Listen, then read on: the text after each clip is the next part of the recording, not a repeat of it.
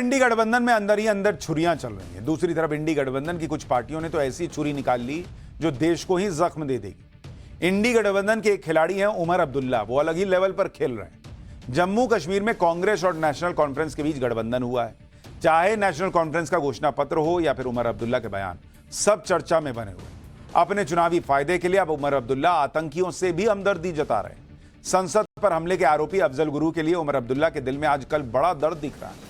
एक इंटरव्यू में उमर अब्दुल्ला ने कह दिया कि दुर्भाग्यपूर्ण बात यह थी कि अफजल गुरु की फांसी से जम्मू कश्मीर की सरकार का कोई लेना देना नहीं।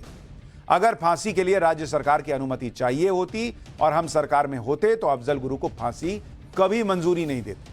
हम ऐसा कभी नहीं करते। हम नहीं मानते कि अफजल गुरु को फांसी से कोई मकसद पूरा हुआ है। सोचिए, ये विचार हैं जम्मू कश्मीर में कांग्रेस की सहयोगी नेशनल कॉन्फ्रेंस के।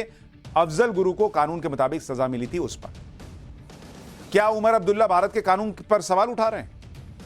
उमर अब्दुल्ला के इस बयान पर कांग्रेस चुप्पी साधे हुए, लेकिन केंद्रीय रक्षा मंत्री राजनाथ सिंह ने उमर अब्दुल्ला को जवाब दिया। सुनिए। आतंकवादियों के प्रति हमदर्दी हुआ करती थी।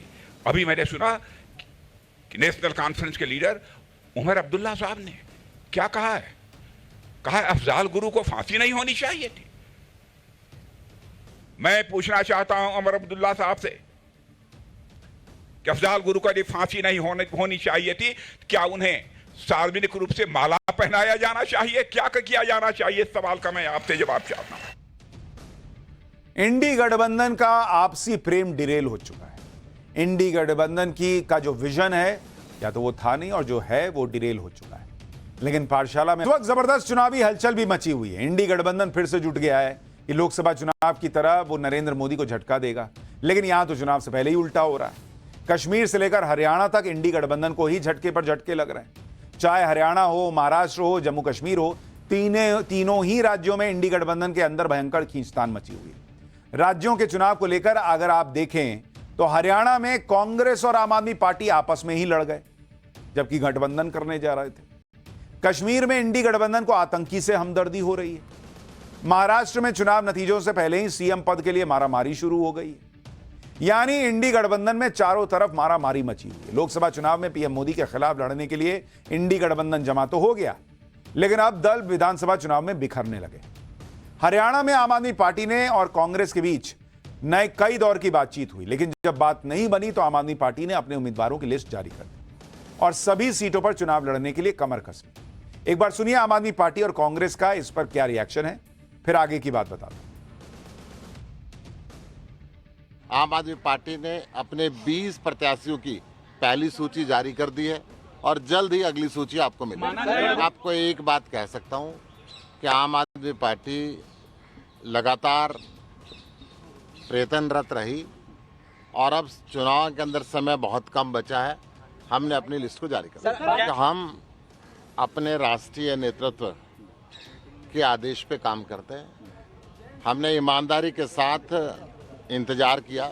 इंडिया अलायंस के हम पार्टनर थे, इंडिया अलायंस के राष्ट्रीय स्तर पे हम पार्टनर हैं। देखते हैं तो हमारी भी लिस्ट जारी हुई है, तो एक बार क्या बातचीत जो है, बातचीत चल रही है, लेकिन क्या होता है वो अपनी राजनीतिक दल अपने अपने हित में अपने कदम आगे बढ़ाते हैं। आम आदमी पार्टी ने जो लिस्ट जारी की है उसके बारे में भी आपको जानना चाहिए। आम आदमी पार्टी की पहली लिस्ट में 20 सीटों पर कैंडिडेट उतारे गए हैं। इनमें से 12 सीटों पर आम आदमी पार्टी पहली बार लड़ रही है। आम आदमी पार्टी ने 19 नए चेहरों को मौका दिया है, सिर्फ एक कैंडिडेट को रिपीट किया है।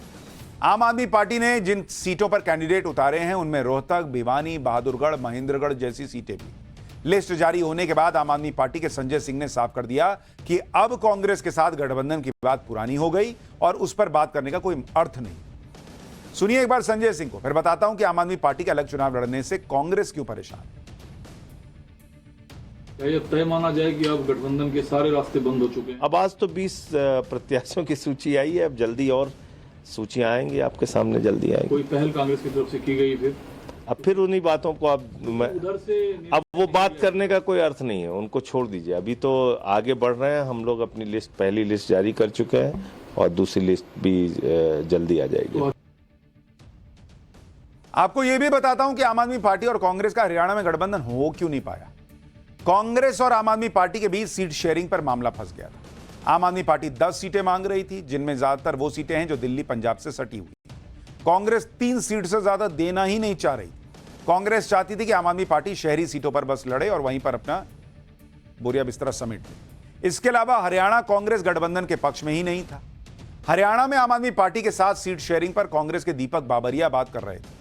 कहा जा रहा है कि आज सुबह दीपक बाबरिया की तबीयत ही खराब हो गई, जिस वजह से वो आम आदमी पार्टी के साथ चर्चाएं नहीं कर पाए।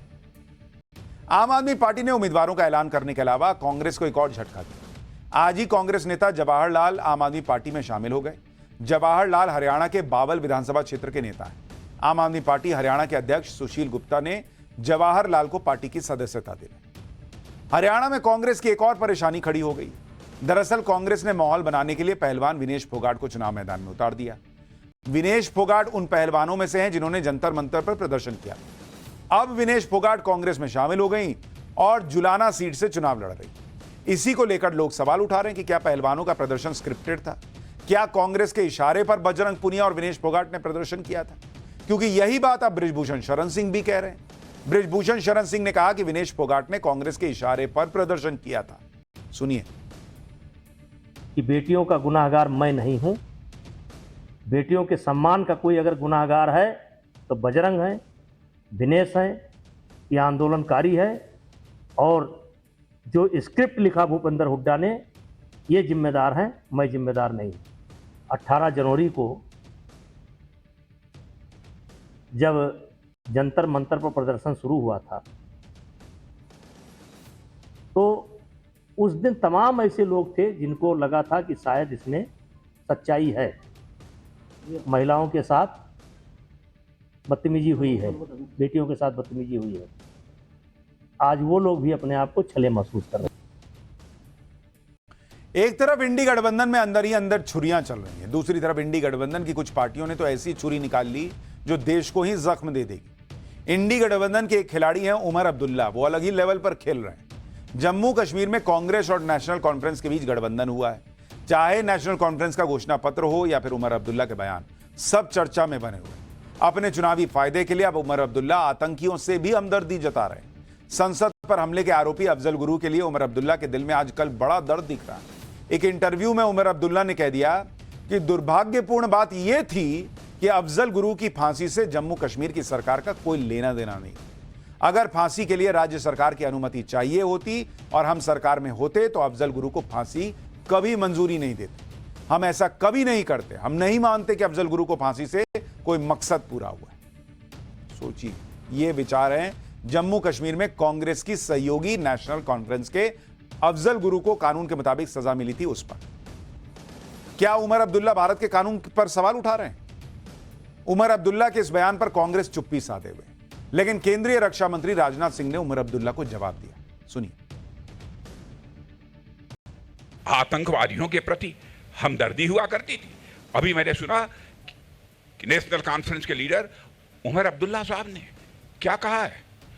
कहा है अफजाल गुरु को फांसी नहीं होनी चाहिए थी। मैं पूछना चाहता हूं उमर अब्दुल्ला साहब से कि अफजाल गुरु का फांसी नहीं होनी चाहिए थी, क्या उन्हें सार्वजनिक रूप से माला पहनाया जाना चाहिए? क्या किया जाना चाहिए? इस सवाल का मैं आपसे जवाब चाहता हूं। इंडी गठबंधन का आपसी प्रेम डिरेल हो चुका है। इंडी गठबंधन का जो विजन है, या तो वो था नहीं, और जो है वो डिरेल हो चुका है। लेकिन पाठशाला में अब अगली